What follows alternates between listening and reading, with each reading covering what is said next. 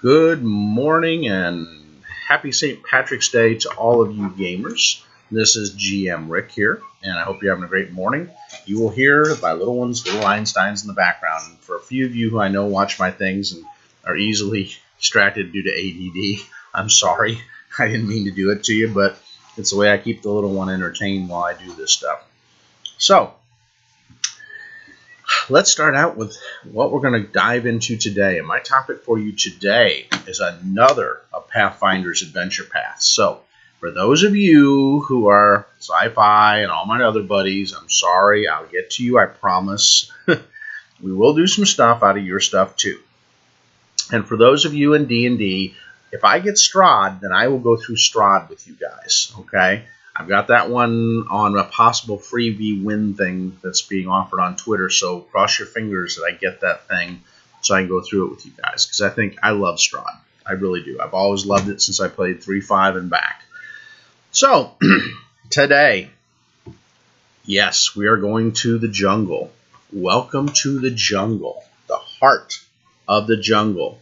And any of you guess which adventure path we're going to go after today? Yes, for those of you who are jumping up and down and screaming, ooh, ooh, ooh, I know, Serpent Skull, you are right. You get the bonus prize today.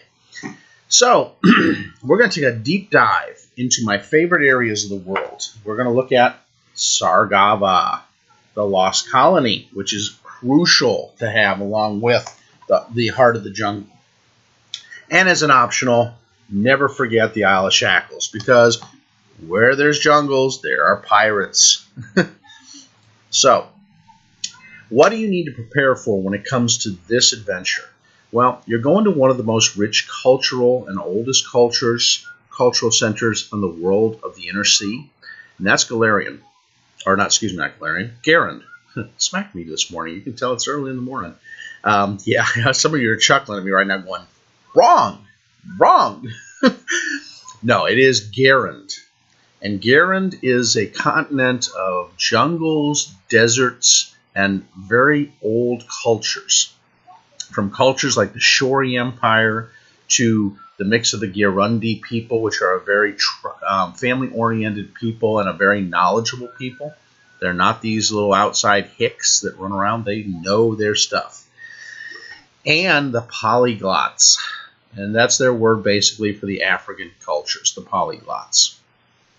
And there are many different polyglots. Now, first things first, let's hit some of the polyglots, because you don't want to just use the term polyglot. I mean, it's a general term for the language, but they have a lot of different cultures and tribes. So, here's all the tribes they have per the heart of the jungle.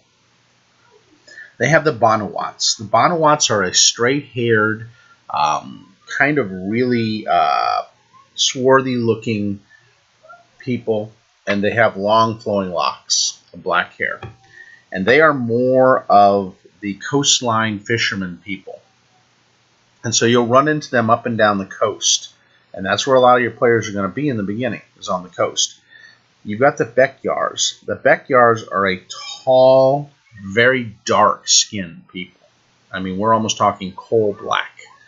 And they are the slavers and the demon worshippers of those cultures. Not every one of them is, but most of the tribes are. And they enslave the other tribes and sell them off. You've got the Moxie. The Moxie are a really cool race.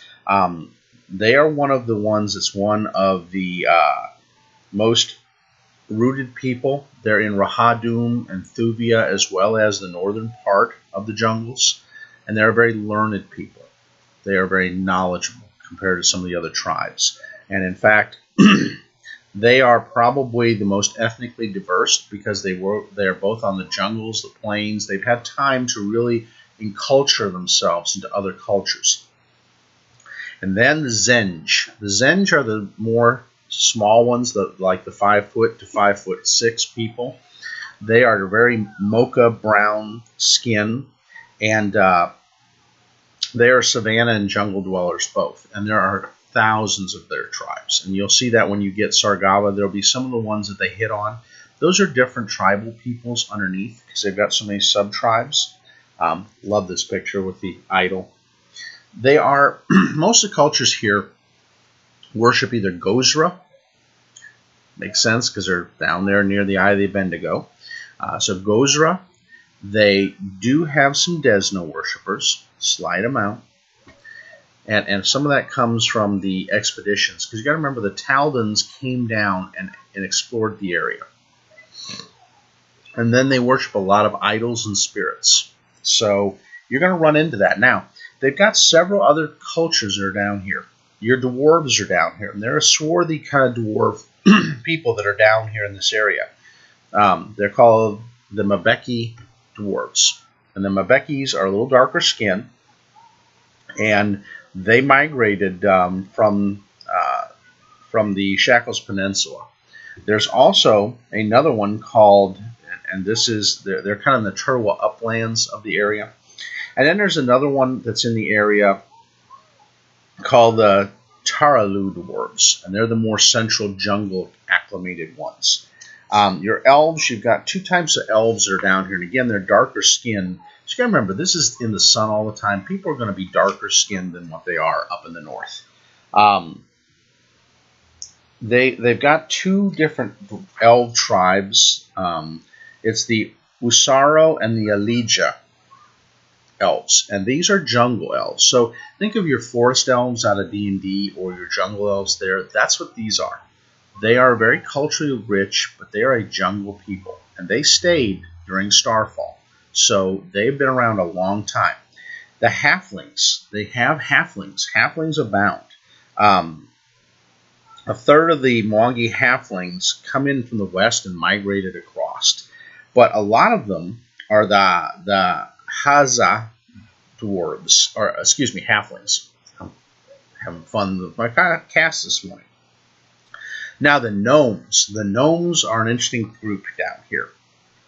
You've got a few of your friendly ones that came down from Osirian and Thuvia, but then you've got the Morakile, and those are the jungle ghosts, and they're act a lot like, or people use the term Spriggans.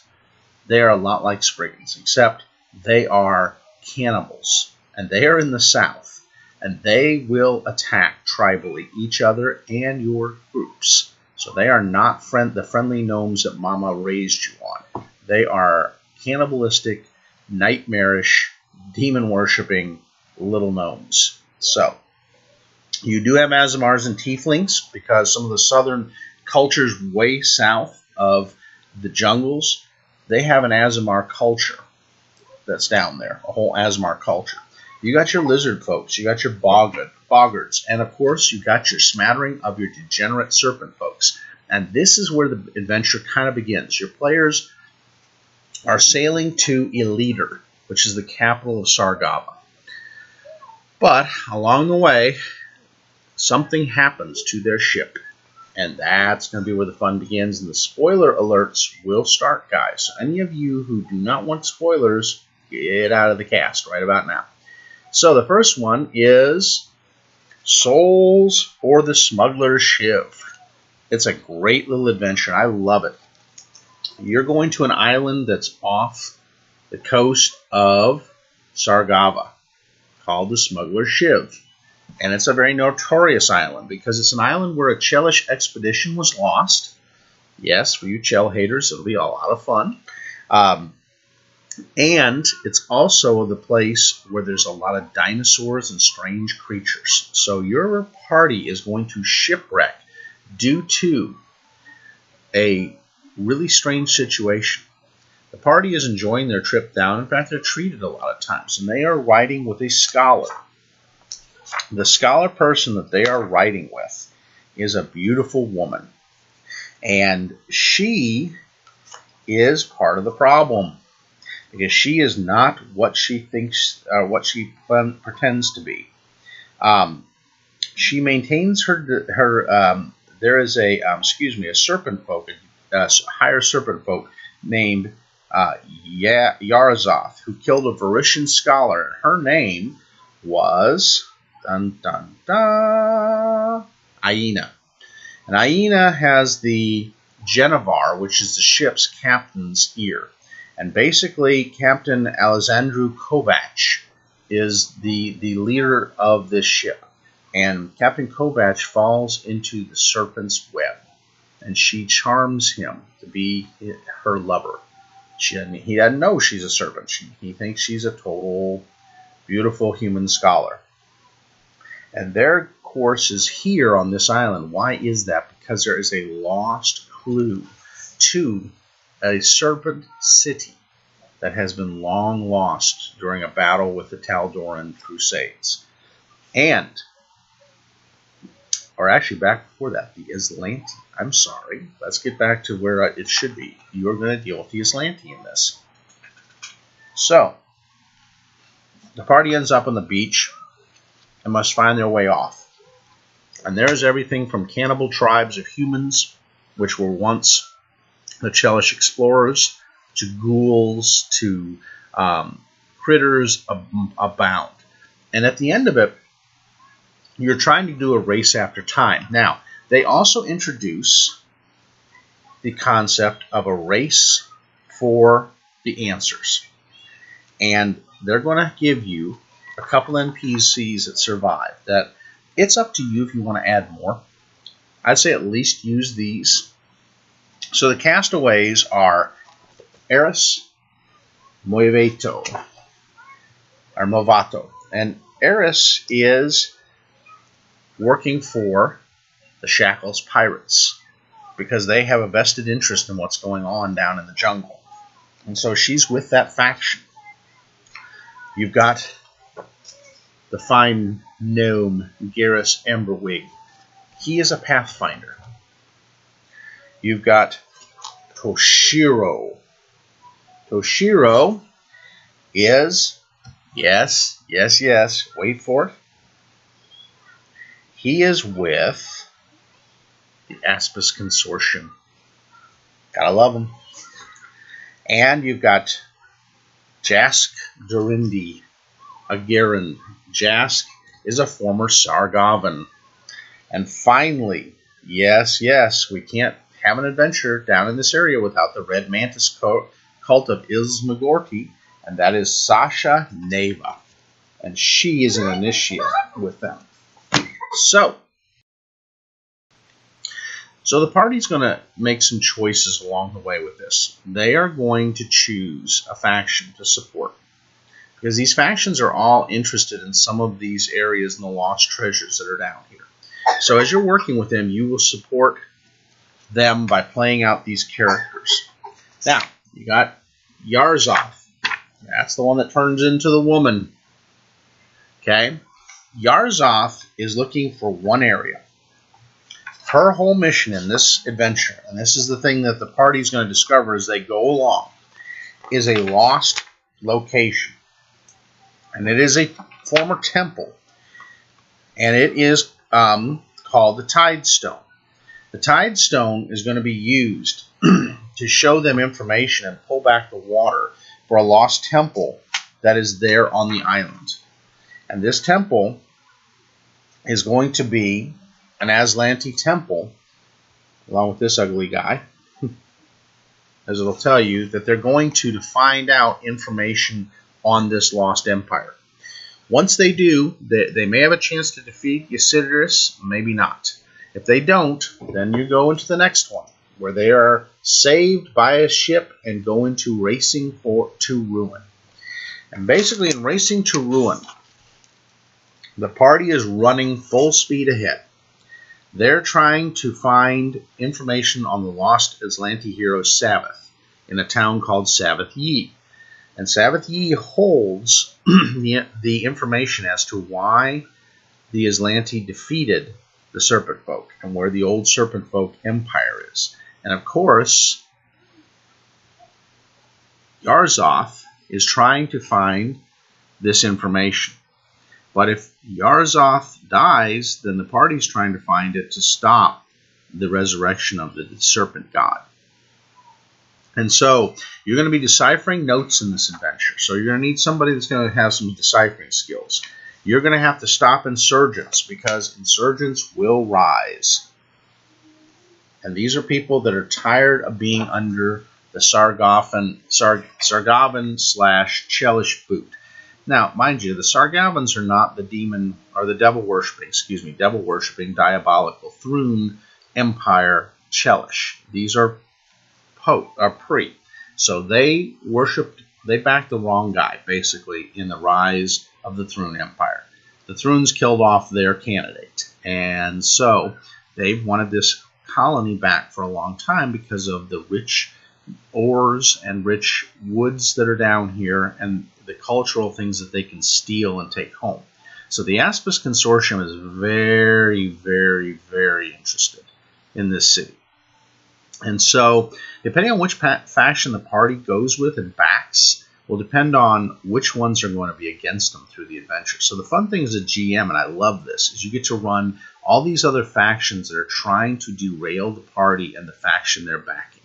But the cool part is the party gets little perks from the faction they're supporting. So, they've got a patron, and it doesn't have to be a Pathfinder. It can be any of these different groups.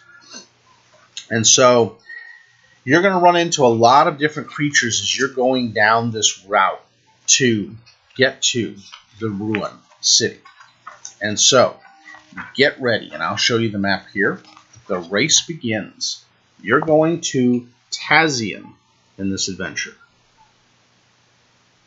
Let's go a little closer. Route to Tazion. And they don't have a route the party can take. Now, that said, I would not railroad the party because they have the destinations and the travel times, okay? I love this camera. They have them. But you don't have to keep to these times. Just remember that there are other groups that are trying to chase them down. So they're going to run into people riding dinosaurs. They're going to run into old salt mines and undead. They're going to run into other agents that are trying to take them out. They're going to find the warriors of the child god. Yes, they have a child god that's a mummy in this culture, so it's kind of cool. They're going to run into bodies at a riverbank. They're going to run into witch doctors. I love witch doctors. They're also going to run into some very unsavory Zenge serpent dancers, and you got it, a succubus. I love the fun that this adventure is already sprouting. And then they find the ruins of Tazion. But the ruins, as always, have people there and creatures there that the party doesn't want to meet. So what are they going to have? Cheruka, the baboon-looking little critters that are raised intelligent followers of the ape god. And they control the ruin. And they're going to try to keep the party out of the Temple of the Snake, where the next clue is for where the Aslanti city of Saventh-Yi is. So you're going to have a lot of fights and fun, and the Aslanti ziggurat is there. So the party just has to find the right ziggurat. But the ziggurat, of course, is guarded by anything from wasps to Cheruka. So be ready. And if the party's not smart enough to deal with the things in there and have some background in ancient languages, they're going to be running into some of the different Aslanti idols, which can be a pain in the rear. And then at the end, dun dun dun, we're building up to another serpent folk. Nasty.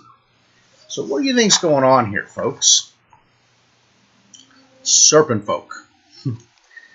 So the adventure ends and leads into the next one, which is a lot of fun, which is the City of Seven Spears, or, drumroll please, Saventh-Yi, the Aslanti Lost City. So, the party now comes upon the lost city of Saventh-Yi. And it is an amazing city, folks, surrounded by a lot of dangers. And I just want you to know that. That's why I'm going in real close here. Sorry for the glare. But as you can see, it is a very large city full of craziness. And this is why I love jungle adventures.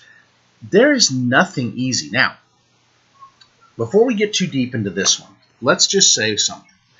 Do not short the party on what the jungle is like. It has diseases. It has critters that infest.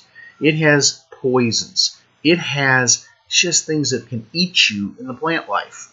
And it has a lot of nasty creatures. Give them the full dose. Don't skimp on the environment.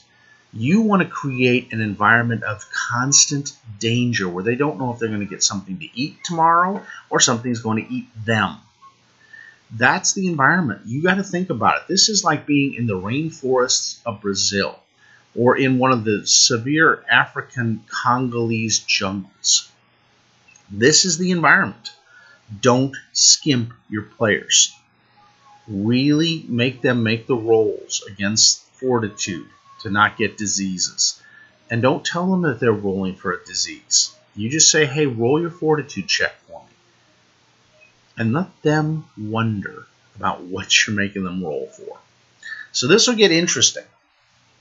Now, in Saventh-Yi, the city is fallen and divided. So there are different things that will go on. Now, what are the spears? The 7 spears of Saventh-Yi are more than landmarks here.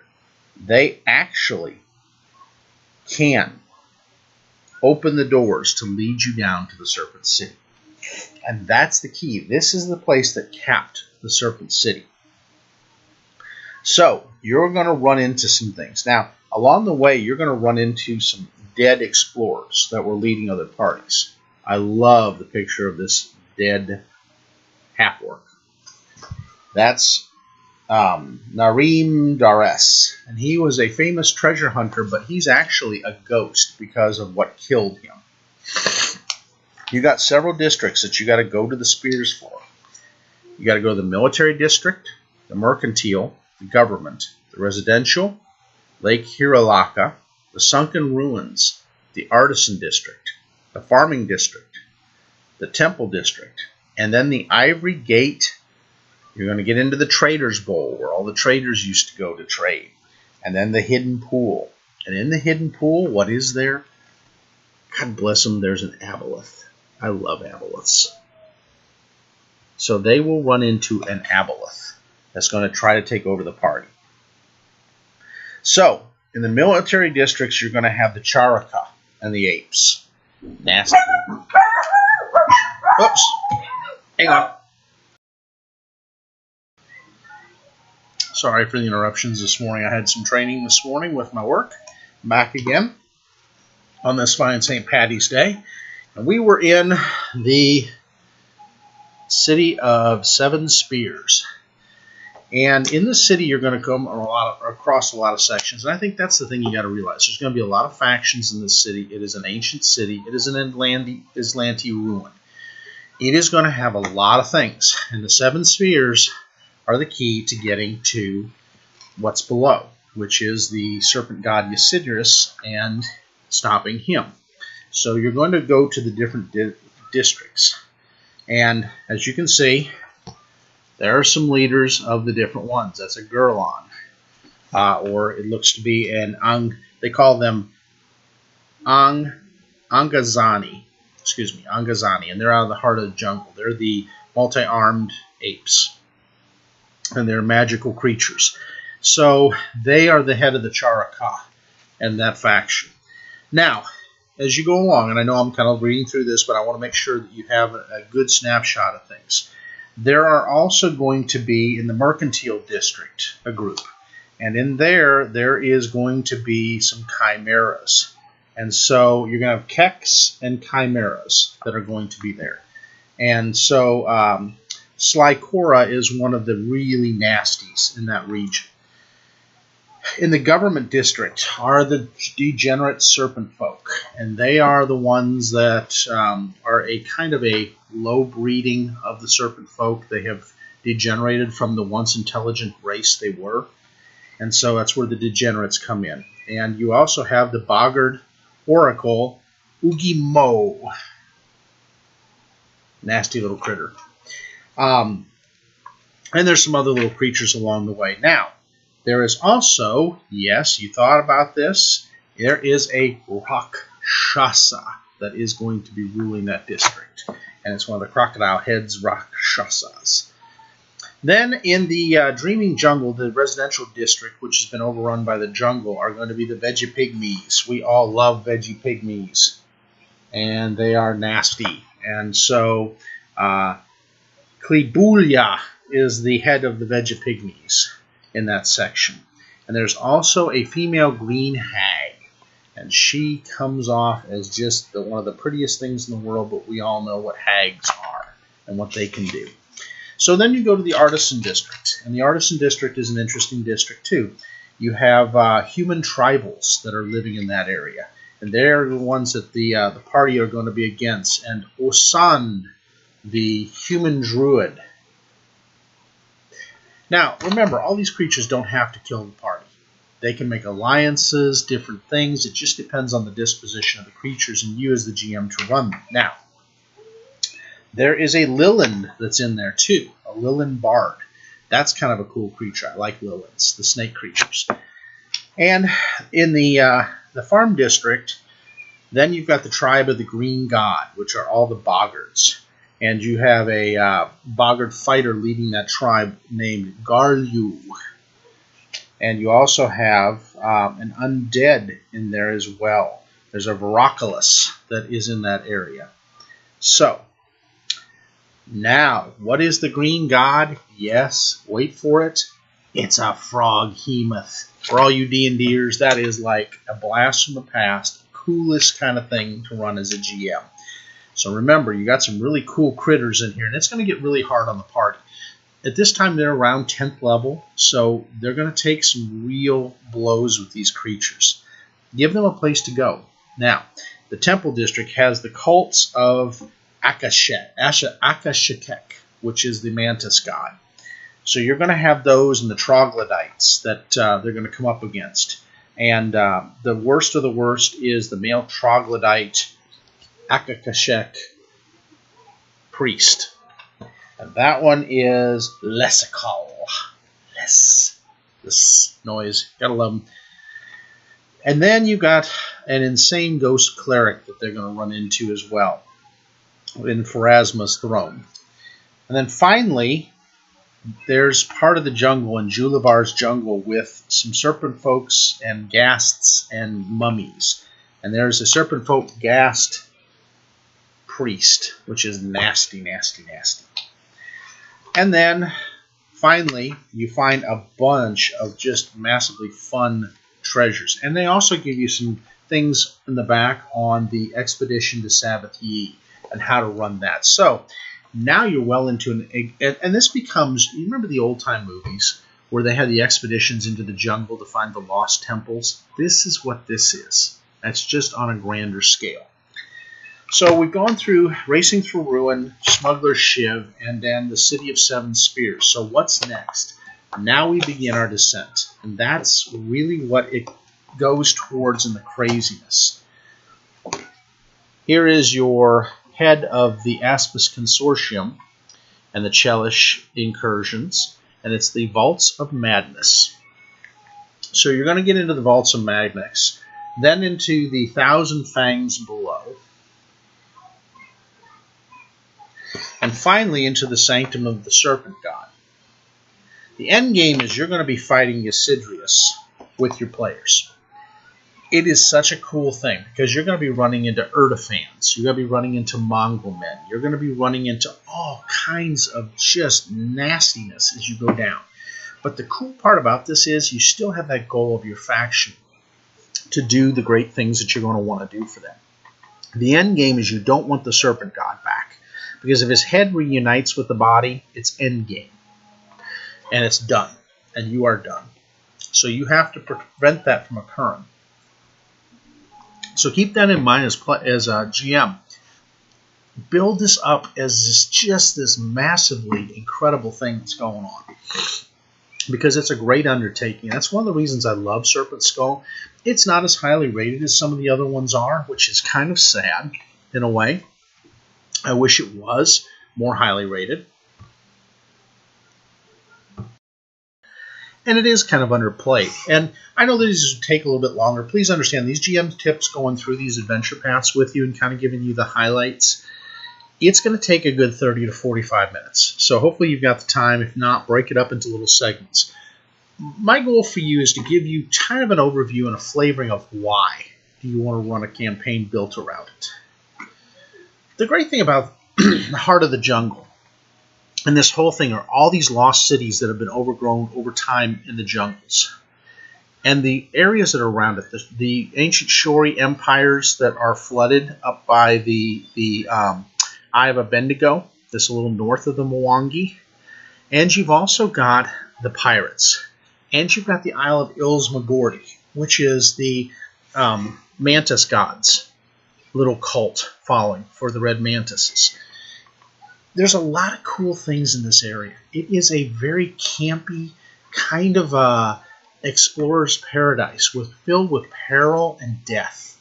So they're always kind of sitting at the edge of death as you're running them. But there's places to go, but people are very divisive in this area. There are some good people and good tribes. There's some good Sargovans, but there's a lot of game players. Because this is the land of riches and the land of danger. So the cults, the weird societies, this is all the fun of this area. So the Vaults of Madness. Where are we going with the Vaults of Madness? Well, you're starting your descent down into the Underdark. Okay? And this is the fun part that doesn't get highlighted. The Vaults of Madness deals with the Underdark. And of course, I love this picture with them eating the strange food like brains and eyeballs. It shows you just the cultural differences. So in this one, you are now going into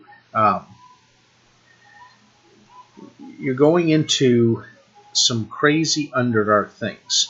And so Saventh-Yi in this area is just one of the most insane areas. And again, here's Saventh-Yi again. And this is slowly after that you find the Vaults of Madness. And there's going to be several vaults you got to go through. And the vaults go as follows. There is the first vault, the Flooded Vault, the impenetrable redoubt of Khalid Shah.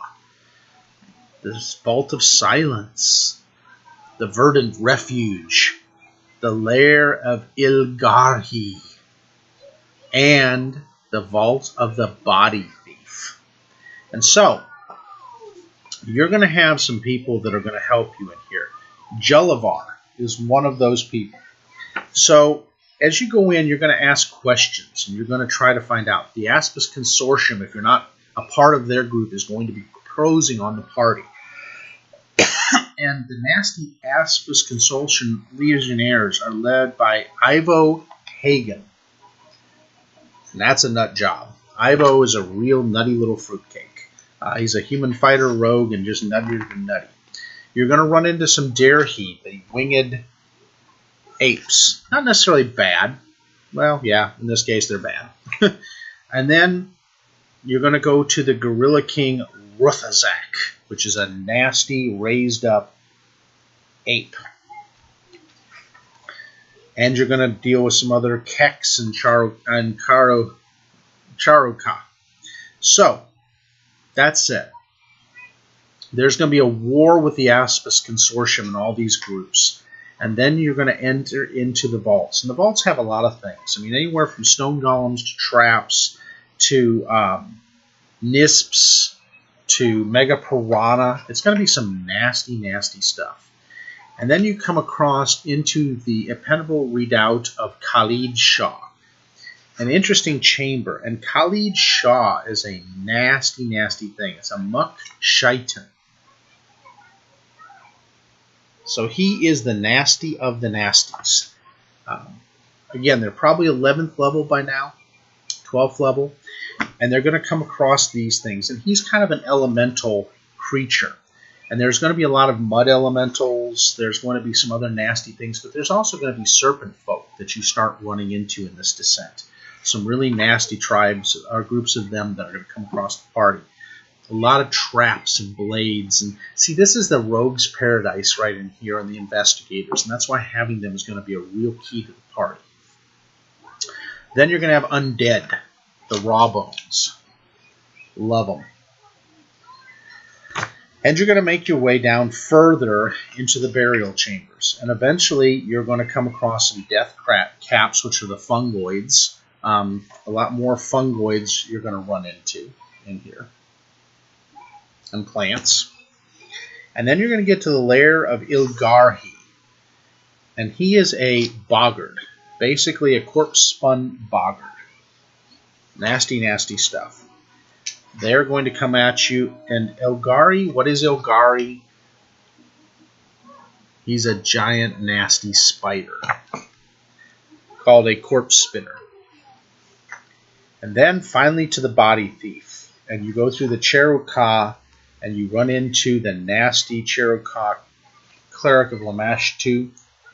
He's a big old thug, and his name is Tekka. And after that, you go past some Garelons, and finally get to the flesh-awakened golem, the Kava Bush Devil. So this is going to be a fun descent into the Vaults of Madness. And what are you going to find in the middle of it?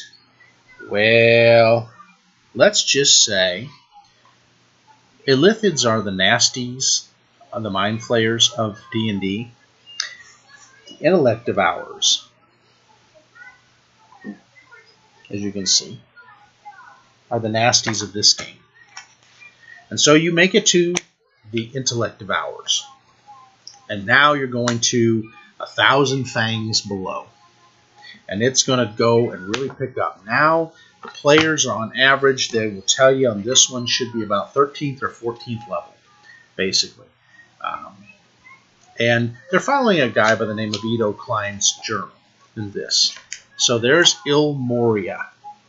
That was once the Serpent City that Saventh-Yi and his cult came from.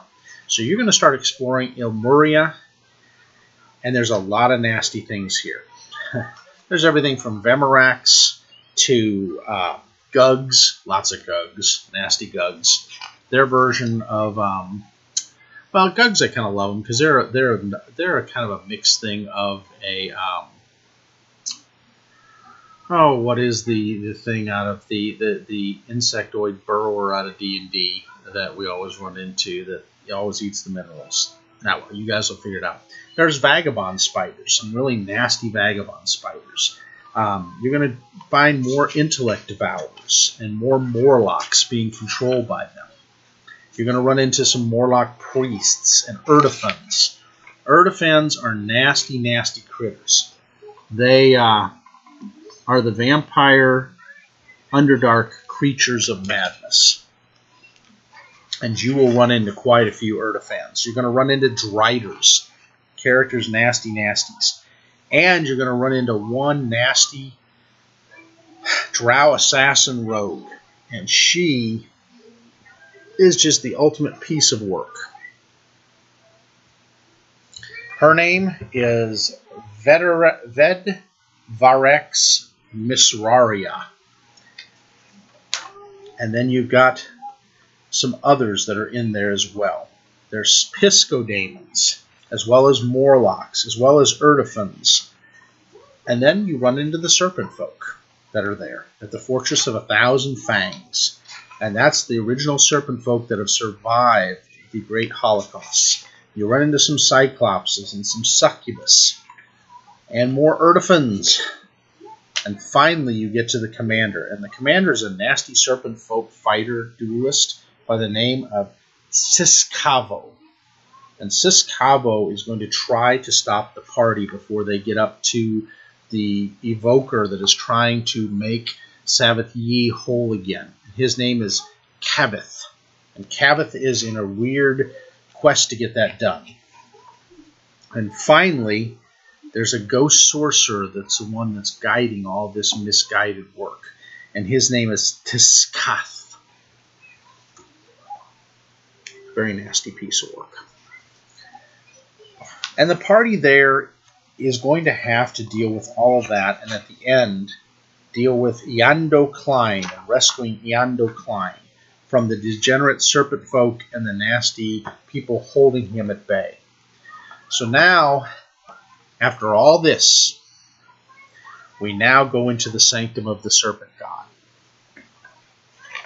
And this is the end-all. This is where the parties are 16th level now. And Yando Klein has been rescued. He can answer some questions. He's the Pathfinder who can help you guys. Now you're going to enter the Hunter's Maze. And it is a maze of absolute madness.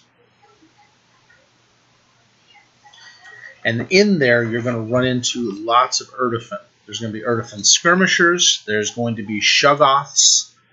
There's going to be Meladamon sorcerers.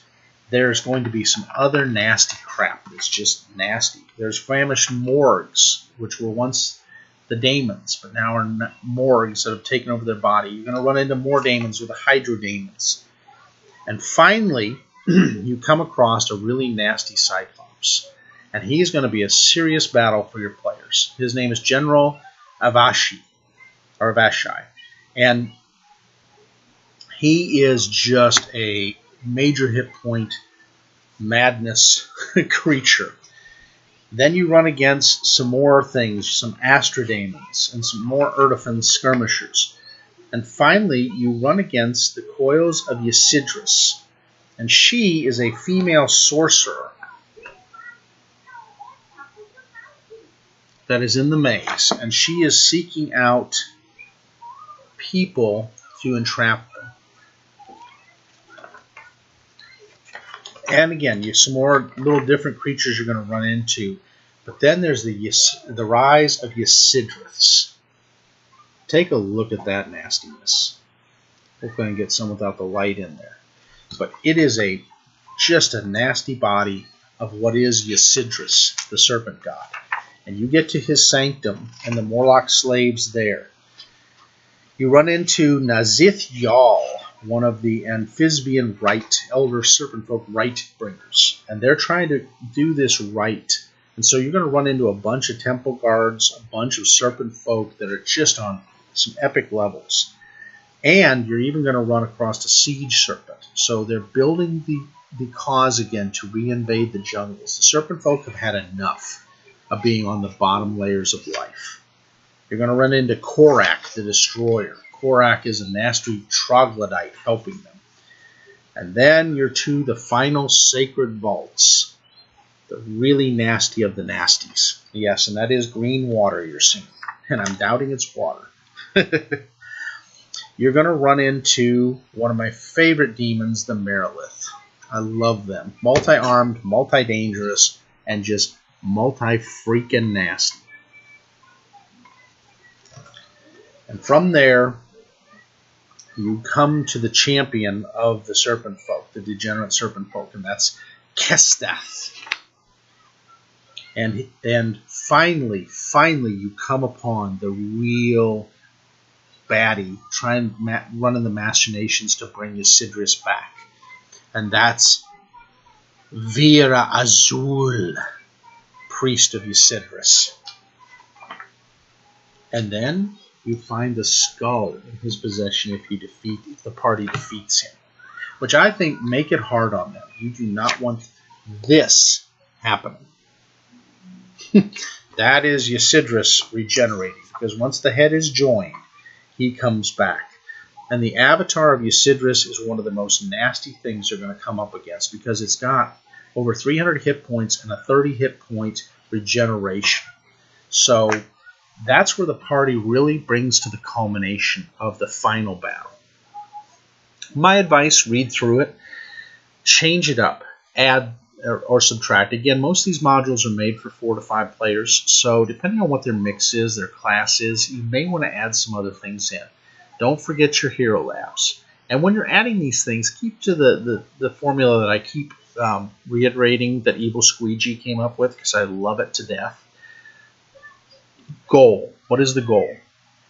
In this case, it's kind of general. Stop Ysidris from coming back. I don't think that's the main goal, though. There's other goals. What are the obstacles you want to stick in the way of the party to make it a challenge for them to reach these goals? And then remember, let the characters be the characters and let them make attempts however they want to do it. This is a jungle adventure. Let it get a little crazy. Let their actions be a little bit more fun and flamboyant. This is Indiana Jones and the Temple of Serpent Doom in the middle of the jungle. So my star rating on it out of 10, I think it's a 7 out of 10 for Paizo. And it's an oldie, but a goodie. And so remember, if you can't get the first book, and the first book's generally the hardest one, the Smuggler Shiv, to get your hands on. I was fortunate enough to get in 2 years ago, so I still got it while it was around. If you can't find it, make sure you get the PDFs and print them off. And make sure you have lots of things drawn up on your maps beforehand. Also, you want to do encounter tables. They don't give you a ton. They give you some in the back with the encounter tables, but I would up-to-date them because now you've got, they had Bestiary 1, 2, and 3 at the time. You got 4 and 5. So be sure and add those in because you really want to make this an ultimate challenge. You can put Dark Gods in here from the Outer Veil. You can put in some other things of madness. You can put more drow, and I do recommend more drow into Weregar, and especially ones that are occult adventures oriented. So you can really make this a mind bend. And use some of those occult, like the kineticist, the psychic, the summoners, the channelers, some of the other type of different classes from the occult adventures. And again, I know I'm killing the races. The occultist, the medium, the mesmerist. You know, you may even want to make the serpent and the smuggler Shiv a mesmerist, which would go much more better than being a sorcerer with them. So do some changes. Use your hero labs. Really make it interesting for your players and really play it up. Get lots of jungle drum sounds and other jungle things. You want this to really have that flavor of exploring.